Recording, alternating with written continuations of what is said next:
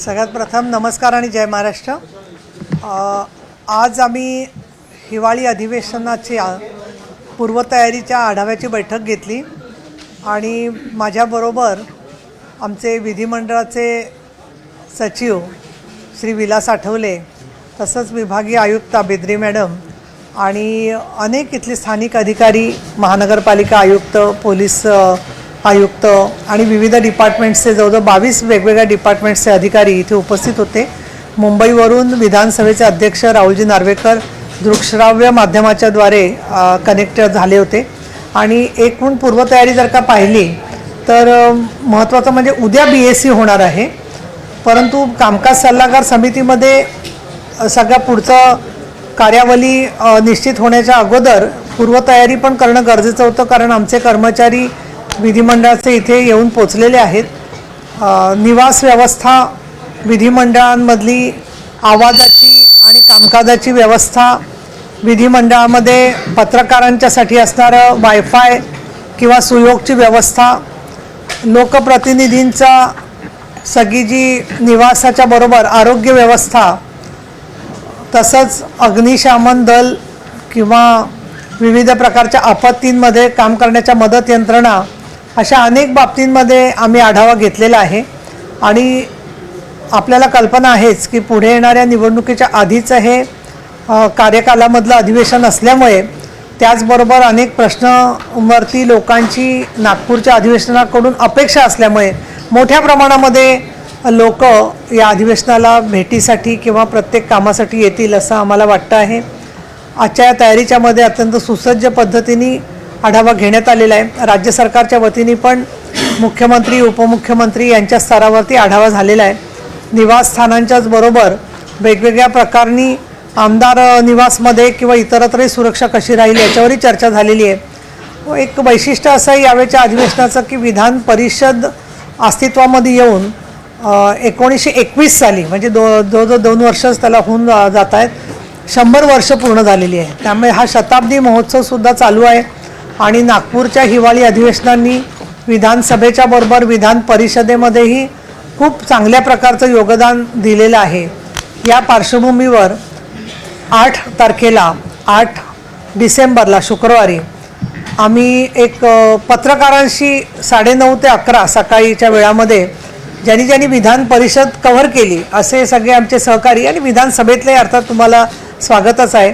आमच्या विधान परिषदेच्या सभागृहामध्ये एक गेट टुगेदर किंवा स्नेहमेळावा आम्ही आयोजित करणार आहोत आणि त्या ठिकाणी विधान परिषदेचे पत्रकार, त्याचबरोबर विद्यमान विधान परिषदेचे आमदार आणि विधानसभेचे आमदार, आमचे विधानसभेचे अध्यक्ष, मुख्यमंत्री, उपमुख्यमंत्री दोघंही जण, सन्माननीय देवेंद्रजी फडणवीस, सन्माननीय अजितदादा पवार, ह्या सगळ्यांच्या बरोबर सन्माननीय संसदीय कार्यमंत्री चंद्रकांतदादा पाटील यांच्याबरोबर एक बातचीतीचा कार्यक्रम आम्ही ठेवलेला आहे। त्याच्याही संदर्भात माहिती सांगायची होती। याखेरीज आरोग्य व्यवस्थेच्यामध्ये हिरकणी कक्ष, जसा गेल्या वर्षी छोटी बालकं येतात तर त्यांच्यासाठी व्यवस्था चांगली करण्यात आली होती, तशीच व्यवस्था आरोग्य विभागाने केलेली आहे।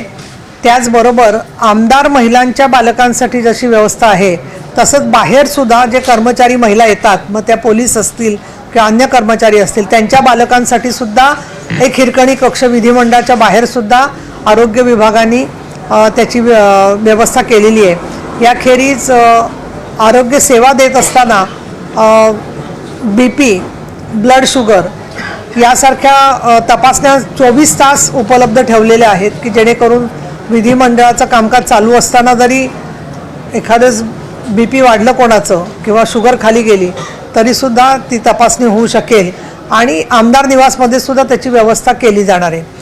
यावेळेला पहिल्यांदाच आम्ही आमदार निवासमध्ये सुद्धा किंवा रवी भवनला जे लोक येतात त्यांना प्रत्येकाला त्यांच्या कामांसाठी येण्याचा अधिकार आहे, त्याचा आम्ही सन्मानच करतो, परंतु त्याला 12 तासाची मर्यादा ठेवण्यात आलेली आहे। म्हणजे सकाळी आले 8 वाजता तर रात्री 8 वाजेपर्यंत त्यांना ते थांबू शकतात, परंतु त्याच्यानंतरही अनेक लोक आपल्याला दिसतं की सुरक्षिततेच्या दृष्टीने जास्त जरा काटेकोर पावलं उचलणं गरजेचं आहे आणि म्हणून आम्ही शिष्टमंडळासाठी कोणाला रात्री 9ला किंवा 10ला बोलवलं तर ते त्या मंत्र्यांच्या किंवा आमच्या परवानगीने येऊ शकतात आतमध्ये, फक्त 12 तासाचा पास त्यांना असेल, हे एक नवीन पाऊल उचललेलं आहे। त्याचबरोबर पोलिसांची अशी विनंती होती की विधिमंडळात येणारे अभ्यागत जे आहेत त्यांच्यावर साधारण 500ची मर्यादा केलेली असते, तर ती थोडी अजून जरा त्याची मर्यादित करता आली तर चांगलं होईल, त्याच्याबद्दल आम्ही विचार करतोय. परंतु जे मुख्यमंत्री उपमुख्यमंत्री यांच्याकडे किंवा मंत्र्यांकडे शिष्टमंडळासाठी येत असतील त्याच्या सोडून ही बाकीची संख्या मर्यादित करायचा आमचा प्रयत्न आहे. त्यामुळे कुठेही लोक जे प्रश्न घेऊन येतात त्यांना याचा त्रास होऊ नये या दृष्टीने आमचा प्रयत्न आहे. याखेरीज महानगरपालिकेला आम्ही सूचना दिलेल्या आहेत की कर्मचारी किंवा मोर्चेकरी किंवा बाकीचे लोक यांच्यासाठी पिण्याच्या पाण्याची व्यवस्था, स्वच्छतागृह ही कुठे उपलब्ध आहे ते गुगलवरती टाकावं, जेणेकरून लोकांना त्याच्यासाठी प्रत्येक ठिकाणी फिरत बसून त्यांना जास्त त्रास होणार नाही. याखेरीज आपला नियमच आहे की पेट्रोल पंप्स जे असतात त्या पेट्रोल पंपावरची स्वच्छतागृह आपण जरी डिझेल पेट्रोल भरायला गेलो नसलो तरीसुद्धा ती लोकांच्यासाठी वापरायला परवानगी असते, पण प्रत्यक्षात त्याची अंमलबजावणी होत नाही. तर त्याबद्दलसुद्धा एक सूचना GR काढायचं एक सूचनापत्रक असं ठरलेलं आहे, जेणेकरून या पेट्रोल पंपावरती सुद्धा कोणी महिला असतात, बाकीच्या असतात, ट्रॅफिक जॅममध्ये अडकले असतात, तर तिथे या स्वच्छतागृहांची व्यवस्था होऊ शकेल. याखेरीज FDAच्या लोकांना मी सांगितलेलं आहे की इथे विधान भवनाच्या परिसरामध्ये जो संत्रा ज्यूस दिला जातो विशेषतः, आणि आपण तो खूप प्रेमाने घेतो सगळेजण, त्याचं प्राशन करतो, तर दर 2 दिवसांनी त्याची तपासणी करा तुम्ही की तो व्यवस्थित आहे की नाही, त्याचा दर्जा कसा आहे, काय आहे.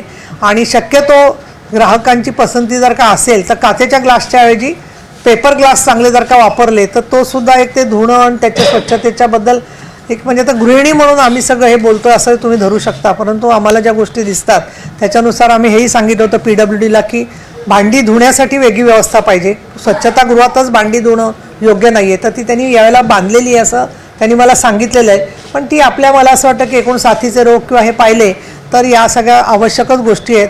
आणि पत्रकार हा एक अविभाज्य भाग आहे सगळ्या अधिवेशनांमधला, आणि त्यामुळे तुमच्यासाठी वायफायच्या बरोबर बाकीच्यासुद्धा स्टँड आणखीन व्यवस्था सगळी केलेली आहे. याखेरीज बाकी अजून काही सूचना प्रश्न तुम्ही असेल तर जरूर विचारू शकता. पीठासीन अधिकाऱ्यांच्या समोर मुंबईमध्ये विधानसभेच्या अध्यक्षांसमोर सुनावण्या चाललेल्या आहेत, आणि माझीसुद्धा जी जबाबदारी आहे त्याच्याही बद्दलच्या काही वेगवेगळ्या प्रकारची पिटिशन माझ्यासमोरही प्रलंबित आहेत, परंतु याच्यावरती मी स्वतःच पीठासीन अधिकारी असल्यामुळे मी उत्तर देऊ शकणार नाही, आणि आपण विधिमंडळाच्या आवारात हे घेतोय त्यामुळे त्याच्यावर प्रश्न न विचारले तर चांगले अशी माझी तुम्हाला विनंती राहील.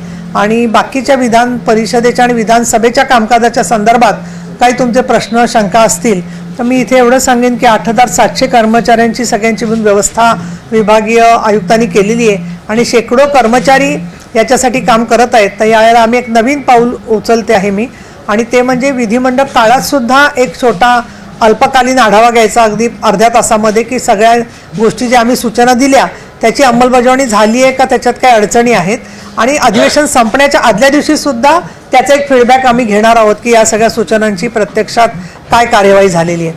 अशा प्रकारे एक बऱ्याच कोविडच्या काळानंतर एक अधिवेशन परत मोठ्या प्रमाणामध्ये इथे पूर्ण होईल असं मला वाटतं.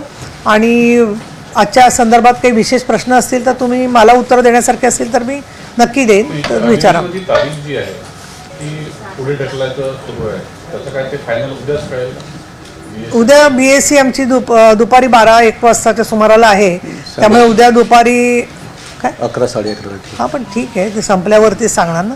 तर त्याच्यामुळे उद्या दुपारी 1 वाजता त्या BSc संपल्या की त्यापर्यंत तारखेचं स्पष्ट झालं असेल, परंतु सन्माननीय राज्यपालांच्याकडून आम्हाला जी सूचना आलेली ती याच तारखांची आहे, त्यामुळे त्याबद्दल आजच काही भाष्य करणं किंवा त्याच्यावर ब्रेकिंग न्यूज करणं किंवा त्याच्यावर मी भाष्य करणं मला योग्य वाटत नाही आहे. पार्टी ऑफिसेस जे आहे ज्यावेळेस म्हणजे एक आणखी झालेलं म्हणजे NCP मध्ये पण झालेलं, तर त्यांच्यासाठी काही वेगळं पार्टी ऑफिस ते केलेलं आहे का? आता मी पाहणी करीन त्यावेळेला त्या संदर्भामध्ये आमच्या विधिमंडळाच्या लोकांना मी विचारेन की त्यांनी काय स्वरूपात निर्णय घेतलेला आहे. साधारणपणे आम्ही असं करतो की एखाद्या सिनियर अधिकाऱ्यांवरती जबाबदारी सोपवलेली असते आणि त्या अध्यक्षांशी बोलून त्यानुसार प्रत्येकाच्या संख्येच्या नुसार आणि गरजेच्या नुसार व्यवस्था करतात. तसं आपण गेल्या वर्षी पण निर्णय घेतलेले होते, तसंच काही तुम्ही घेतले असतील तर मी याच्यानंतर तुम्हाला लवकरच अवगत होतील. तसं पोलिसांचे जेवणाचा प्रश्न असतो, बऱ्याचदा कमी जातं, ते 12 तास रस्त्यावर उभे असतात, त्यांच्यासाठी काही व्यवस्था बदलेल का? कारण की मागच्या वेळेस एकच कॉन्ट्रॅक्टर होता आणि दरवेळेला सेशनला दरवेळेला हा प्रॉब्लेम.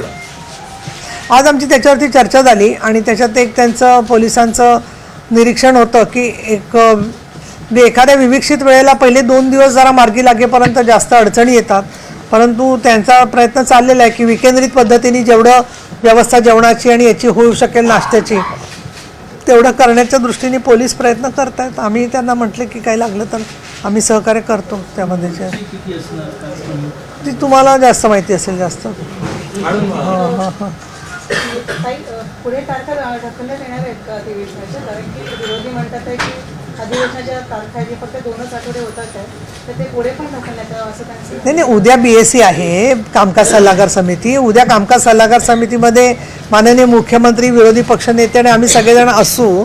त्यावेळेला सगळ्यांच्या मताने जो निर्णय होईल त्याला फक्त 24 तास आहेत. त्यामुळे मला वाटतं तोपर्यंत आपण थांबूया. मॅडम एक प्रश्न असा आहे, महत्त्वाचे जे विषय आहेत सज्ज होणार आहे का मॅडम 2-3 दिवसात? काम बरंच आहे, 50% काम बाकी आहे, पाऊस आलाय, बाहेर चालला, हे सगळं राहिलेलं आहे. त्याचं मी त्यांचा काळजी करू नका तुम्ही. मुख्यमंत्री काय हां हां एक विषय असा आहे, महत्त्वाचे विषय जे आहे विदर्भासाठी अधिवेशन असतं नागपूर करारानुसार, पण गेले काही अधिवेशनं जे आहेत कोरोनाच्या पूर्वीची आणि कोरोनानंतर झालेलं सुद्धा की महत्त्वाचे विषय काही चर्चेला येत नाही.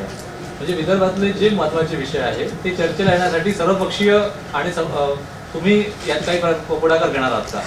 आम्हाला असं वाटत होतं की विदर्भाच्या नेतृत्वाला एवढं मोठं स्थान असल्यावरती तोच प्रश्न एक होता, तो सुटला आहे बऱ्यापैकी. पण आता बरेचसे जे प्रश्न प्रलंबित आहेत, अवकाळी पावसामुळे नुकसान जे झालेलं आहे त्याच्याबद्दल माननीय मुख्यमंत्र्यांनी आणि उपमुख्यमंत्र्यांनी जाहीर केलेलंच आहे की प्रत्येक ठिकाणी नुकसान भरपाई देण्याच्या संदर्भात पावलं उचललेली आहेत. बाकी लॉ अँड ऑर्डरचे काही ठिकाणी प्रश्न आहेत. आता भंडाऱ्याच्या बद्दलचं मी नुकतीच आज IG आणखीन SP भंडाऱ्याचे त्यांची मिटिंग घेतली. आधीची सुद्धा जी बलात्काराची केस झाली होती ती चार्जशीटपर्यंत पोचलेली आहे. त्याच्यात साधारण कन्व्हिक्शन होईल असं वाटतंय.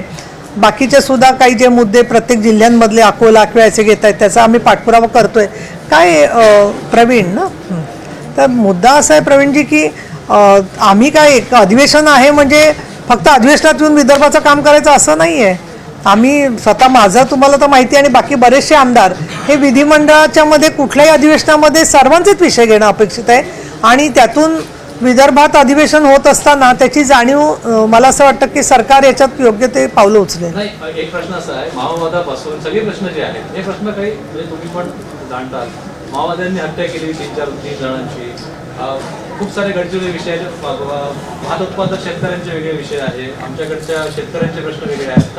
म्हणजे एकपक्ष म्हणून नाही, सर्वपक्षीय एकत्र येऊन तुम्ही हे अधिवेशन फ्रुटफुल व्हावं यासाठी काही तुम्ही पुढाकार घ्यावा अशी आमची अपेक्षा आहे. ही मी आपल्याला माहिती सांगू इच्छिते की मी पीठासीन अधिकारी म्हणून माझ्याकडे भरपूर फाईल्स येतात की ज्याच्यामध्ये आमदारांनी दिलेले प्रश्न असतात आणि लक्षवेधी तर प्रत्येक आमच्या परिषदेत जी येते ती मला असं कल्पना असतेच.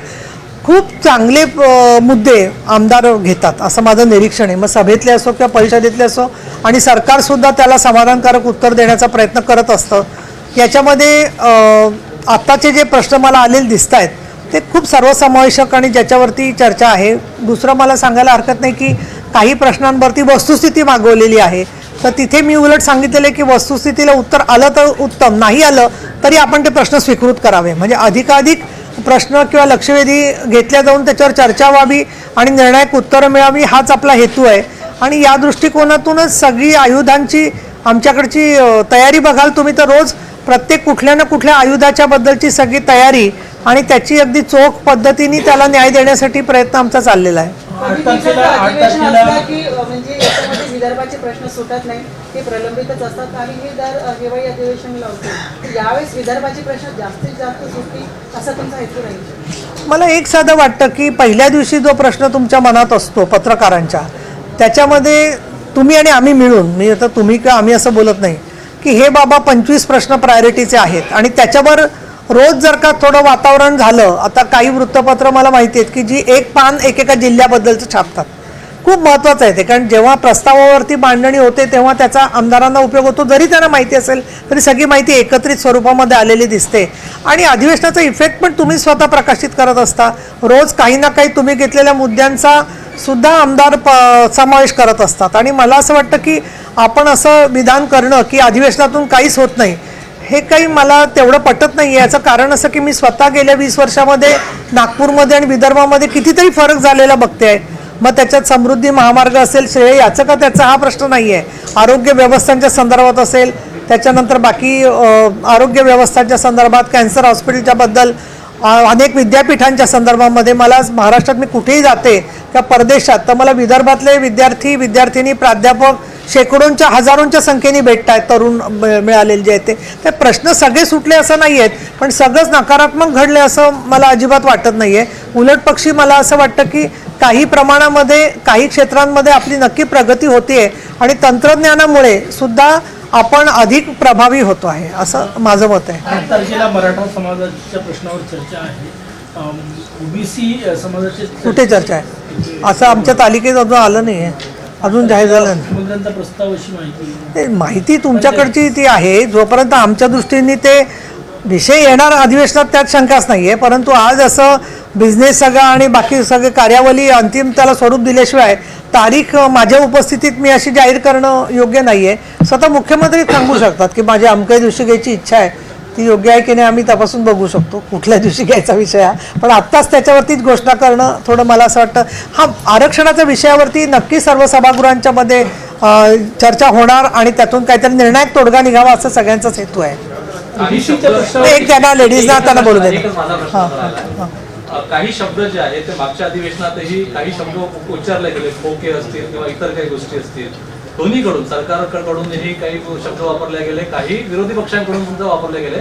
असंसदीय काही गोष्टी ठरवण्यात आलेल्या आहे का सर्व पक्षांनी एकत्र येऊन आणि या गोष्टी होऊ नयेत या अधिवेशनामध्ये, असा काही तुमचा विचार आहे का? असं आहे, बिगर संसदीय शब्द कुठले याची एक यादी येते लोकसभेकडून आणि ती यादीमध्ये मग मी जरा अभ्यासच करते तर जरा पूर्ण ती तपासली तर ती चांगली आहे यादी, म्हणजे मला आदरच आहे त्याच्याबद्दल. पण त्यात काही साधे शब्द असतात की त्याला बिगर संसदीय म्हणणं आम्ही म्हटलं तर रोजच कामकाज बदलत बसायला लागेल. आता उदाहरणार्थ मूर्ख हा शब्द आहे, आता आपण तो शब्द काढून टाकायचा म्हटलं तर कसं शक्य आहे? आता किती लोक एकमेकाला सारखा असा शब्द वापरत असतात. तर मला असं वाटतं कुठल्याही नियमाचा आपण मनभेद होणार नाही, मतभेद असू शकतात पण मनभेद होणार नाही याचं जर का विवेक बाळगला तर त्याचा नक्की अधिवेशनावर चांगला परिणाम होईल. आणि माझी विनंती राहील सगळ्यांना की आपण टीका करत असताना जरूर प्रखर टीका करू शकता, परंतु डीप फेक जसं झालेलं आहे की निराधार असणारं सर्व एकमेकाच्या विरुद्ध छापत सुटायचं, मग त्याला ती फोरेन्सिकमध्ये तपासली की नाही केस हे पण बघितलं जात नाही. तर या गोष्टी टाळल्या गेल्या किंवा ज्याला आपण म्हणू की ज्याला एक अश्लाघ्य म्हणजे आता भंडाऱ्याची घटना घडली आता त्याच्यामध्ये तर ते पोलिसांशी बोलले, सगळं त्यांनी कारवाई करतायत, ते अटक पण झालेली आहे. पण उद्या समजा कोणी अशी व्यक्ती दिसली आणि ते म्हणायला लागले याच्यात काय चुकीचं आहे, आता हे असं बोलायला लागलं तर मग आपण घटना, राज्य संविधान, सभ्यता, डिग्निटी ऑफ विमेन याला अर्थ काय राहिला? तर मला असं वाटतं की काही गोष्टीच्याबद्दल आपण सगळ्यांनी मिळून एकमत केलं पाहिजे की आपण सगळे मिळून या मुद्द्यांच्यावरती भूमिका घेऊ म्हणून. तर त्या दृष्टीने तसं काही घडलं इथे तर नक्कीच ते चांगलं होईल, पण ते मैत्रीमधून घडू शकतं, राजकीय मतभेदातून नाही घडू शकत असं मला वाटतं. एक मिनिट आता त्यांना जरा बोलते. महिला पोलीस कर्मचाऱ्यांसाठी विशेष व्यवस्था काय करण्यात येणार आहे? कारण तासनतास ते उभे असतात, त्यांच्यासाठी शौचालयाची व्यवस्था, दूरून येतात राहण्याची व्यवस्था किंवा जेवणाची व्यवस्था, अशी व्यवस्था विशेष काय करण्यात येईल? नाही, मुळात असं आहे की महिला कर्मचारी कोणी असो, महिला असो, पोलीस असो, आमदार असो, तुम्ही पत्रकार असो, त्यांना घरापासून लांब येणं म्हणजे थोडं वेगळी अडचण असतेच. म्हणजे शेवटी ते कामाचा भाग म्हणून आपण ते स्वीकारतो. त्यांच्यासाठी स्वच्छतागृहांची संख्या वाढवा हे तर आम्ही आज सांगितलेलंच आहे, स्वतः विभागीय आयुक्त त्याच्यात लक्ष घालतायत. त्याचखेरी मोबाईल टॉयलेट्स इथे पुरेसे नसतील नागपूरमध्ये तर ती त्यांनी जी केली आहे व्यवस्था ती मिळायला थोडा वेळ लागतोय. तर नाही, मोबाईल टॉयलेट्स तिथे थांबू शकतात ना परिसरामध्ये. नाही, मोबाईल टॉयलेट्स कुठेही असू शकतात. मग ती आंदोलन पॉईंट्सच्या ठिकाणी असतील तर ती महिला पोलिसांसाठी सुद्धा दुसरीकडे काही स्पॉट्स असू शकतील उपलब्ध, तर तसे पुरेसे करा असं सांगितलेलं आहे. पण शेवटी कसं होतं की स्त्रियांना आज पण मी एवढं सगळं असूनही असं बघते, म्हणजे माझं निरीक्षण आहे तसं की महिला पोलीस अतिशय चपळ, चालाक आणि अतिशय अलर्ट असतात, म्हणजे पुरुष नसतात असं नाही आहे. त्यामुळे मला असं वाटतं की त्यांच्या त्या प्रश्नांच्याबद्दल आपण कौतुक करावं आणि बाकी सरकारचं जे शक्य आहे ते आम्ही करतोच आहे. आता पेट्रोल पंपांची सुद्धा मी व्यवस्था सांगितली की त्याच्यात महिला पोलीस सुद्धा वापरू शकतात. उलट त्या मोबाईल असतील, स्कूटर्स असतील तर प्रत्येक ठिकाणी शोधण्यापेक्षा पेट्रोल पंप तर जवळ आहेतच ना, आणि तेवढं त्यांना सहकार्य मिळालंच पाहिजे. मग त्याच्यासाठी महिला पत्रकार सुद्धा असू शकतील किंवा कोणी महिला मुलांना घेऊन जाणारे सुद्धा असू शकतील. या सगळ्यांनाच त्याचा उपयोग आहे. पण त्यांच्यासाठी व्यवस्था जशी आहे तशी पुरुष पोलीस, जेवणाच्या वेळा, हे सगळे मुद्दे जसे आहेत तसं आमचे कर्मचारी म्हणतील विधिमंडळाचे की ताईंना आमची काहीच आठवण नाही, आता हे 4-5 दिवस आधी येऊन थांबलेले आहेत सगळेजण, त्यांची व्यवस्था आहे. पण खूप विधिमंडळातले अधिकारी किंवा बाकीचे सुद्धा नंतर सुद्धा त्यांचं काम चालूच असतं. अधिवेशन संपलं म्हणजे दुसऱ्या दिवशी काम घरी आमदारांप्रमाणे जाऊ शकत नाहीत. त्यामुळे या सगळ्याची आम्ही दखल घेतलेली आहे. काय गंजी पण सभागृहात गदारोळात भरपूर वेळ वाया जातो, याला कमी करायला काही उपाय? तुमच्याकडे बघून आमदार बोलले नाहीत तर बराचसा गदारोळ कमी होईल. पत्रकारांवर फार प्रेम आहे, त्याच्यामुळे सारखं तुमच्या गॅलरीकडे बघूनच बोलत असतात. म्हणजे आम्ही बोलायचो असं एकेकाळी, असं नाही. गदारोळ का होतो तर महत्त्वाचं म्हणजे त्यांना मुद्दा त्यांचा पुढे द्यायचा असतो विरोधी पक्षाला, आणि सरकारला स्वतःचा मुद्दा मांडायचा असतो. पण म्हणूनच गटनेत्यांची बैठक आपण रोज घेतो सभा आणि परिषदेत, आणि काय कामकाज करावं याच्यावरती भूमिका ठरवतो. आणि मग त्याच्यात आम्ही ठरवतो की बाबा विरोधी पक्ष नेत्यांचा स्थगन प्रस्ताव आहे, तर तुम्ही थोडा वेळ बोला, मग त्याच्यावर सरकार विचार करून सांगतं की आम्ही स्वीकारतो का स्वीकारत नाही. त्यामुळे गदारोळ कधी होतो की ज्याला आपण म्हणू अचानक उत्स्फूर्तपणे एखादा विषय निघतो, ब्रेकिंग न्यूज येते बाहेर, काहीतरी अमुक ठिकाणी अमुक सापडलं, मग ते सभागृहात ताबडतोब म्हणणारच आमदार की आम्हाला मांडायचं आहे. मग म्हणणार की आम्हाला मांडू दिलं नाही, किंवा दुसऱ्या स्टेटमधला विषय सुरू होतो सभागृहात, मग ते म्हणतात आता तर निवडणुकीचे निकाल लागलेले असणार आहेत 4 राज्यांचे. त्यामुळे असं थोडंफार गदारोळ होतो. गदारोळाला घाबरण्यासारखं काही नाही आहे, त्याच्यामध्ये मार्ग निघतो ना. हां विधान परिषदेमध्ये हां विधान परिषदेमध्ये पत्रकारांची बसण्याची व्यवस्था फार अपुरी आहे. आम्ही गेल्या वेळेला ती वाढवली होती. मागच्या वर्षी जसं मुंबईमध्ये तुम्ही डोमे वगैरे बनवता आणि स्टेज वगैरे असतं त्या पद्धतीने नाही गं, वरती आणि इथे पण तसंच असते जे नाही, इलेक्ट्रॉनिक काय झालं सांगते तुम्हाला, गेल्या वेळेला आम्ही वाढवली साईडला आपण पण होतंय काय, डिजिटलचे पण आपले मित्र मैत्रिणी आलेले आहेत, त्यांना पण आम्हाला पासेस द्यावे लागतात. त्यामुळे आधीचे वर्तमानपत्रांची संख्या बघा, जोपर्यंत आपली ही वाहिन्या नव्हत्या, वाहिन्यांचं प्रेम आहे आपल्यावर, आपलंही आहे, पण त्या वाहिन्या नव्हत्या तोपर्यंत कसं एक ठराविक 30 वर्तमानपत्र 10-12 एखादं वाढायचं वर्षी. आता काय होतं की वाहिन्यांची संख्या दरवेळेला 2-3 वाढते. त्यामुळे वाहिन्यांची संख्या वाढली, वृत्तपत्रांची संख्या वाढली, आणि परत डिजिटलचे सगळे येऊन मला निवेदन सारखे देतात की आम्हाला पण सगळ्यांना एंट्री द्या. आता DGIPRने काही त्याच्यासाठी सूचना काढलेल्या आहेत, पण कुठल्या डिजिटलला मान्यता द्यायची, कुठल्याला देता येणार नाही हे सुद्धा आम्हाला खरं सांगायचं तर ठरवता येत नाही. तुम्हीच एखादी आचारसंहिता करून द्या आणि आम्हाला सांगा की कुठल्या डिजिटलला कशी मान्यता देणार, कारण ते आकाशात आहेत, सगळीकडे आहेत डिजिटल, प्रत्येक 1-2 माणसांची डिजिटल वेबसाईट्स आहेत. त्यामुळे शेवटी असं आहे की बंधन म्हणून मग वरती गॅलरीत नसेल तर मग आपण पेंडॉलमध्ये मुंबईत सुद्धा शेवटी बसतात ना, की तिथेही वायफाय आहे, TV लावलेला असतो आणि तिथून बातम्या देतात बरेच लोक, किंवा प्रेस रूम मध्ये बसतात. ना सभागृहाचं कामकाज इथे नागपूरमध्ये नाही दिसत बाहेर. नाही, मग आपण ती व्यवस्था करूया, आम्ही ते करतो व्यवस्था, कसं करता येईल बघू. TV लावला होता ना मागच्या, LED लावला होता ना मग, कारण शेवटी कसं आता LED लावला होता. दुसरं बरेचसे लोक ऑफिसमध्ये बसून लिहितात, म्हणजे बातम्या त्या बऱ्या पडतात, कारण त्याच वेळेला सभा आणि परिषद ते बघू शकतात. पण तुम्ही एखाद्या स्पॉटवरती जिथे गॅलरीत जरी बसता आलं नाही तरी जिथे त्यांना व्यवस्थित बसून शब्दांकन करता येईल ते करतात. दुसरं काही जणांची तर जबाबदारी कॉरिडॉरमधल्या लोकांकडून बातम्या काढणं असते. त्याच्यामुळे पत्रकार सगळीकडे जयस्थळी काष्टी पाषाणी आहेत, ते प्रश्न नाही आहे, पण तुमची सोय कशी करता येईल आम्ही प्रयत्न करतो, एवढं मी सांगू शकते. पण इमारतच आता खूप लहान वाटायला लागली असं आहे त्याच्यात. चला संपवूया. थँक्यू, नमस्ते. देश विदेशातील प्रत्येक घडामोडींचे लाईव्ह अपडेट मिळवण्यासाठी आता साम टीव्हीच्या सर्व सोशल मीडिया प्लॅटफॉर्मला लाईक, फॉलो आणि सबस्क्राईब करा. तसंच सर्व नोटिफिकेशनसाठी बेल आयकॉन प्रेस करायला विसरू नका.